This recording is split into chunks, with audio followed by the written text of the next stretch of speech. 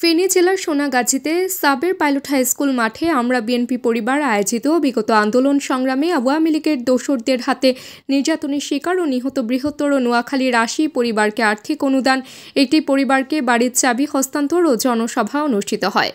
আমরা বিএনপি পরিবারের আহ্বায়ক আতিকুর রহমান রুমনের সভাপতিত্বে ও সোনাগাজী উপজেলা যুবদলের আহ্বায়ক খুরশিদ আলমের সঞ্চালনায় প্রধান অতিথি হিসেবে ভার্চুয়ালি উপস্থিত ছিলেন বাংলাদেশ জাতীয়তাবাদী দল বিএনপির ভারপ্রাপ্ত চেয়ারম্যান আগামী রাষ্ট্রনায়ক তারেক রহমান।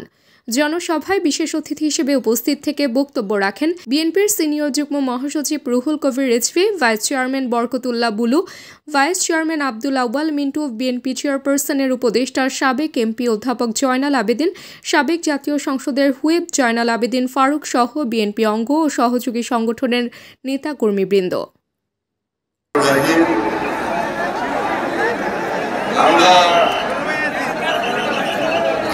পরিবারের আহ্বায়ক আতিকুর রহমান রুমন সহ এই কমিটির সকল সদস্যকে আমি আন্তরিকভাবে মোবারকবাদ জানাই এবং ধন্যবাদ জানাই। Zahirul Haque Khan Sajib, BMF news, Feni. BMF news, মানবতার পাশে সব সময়।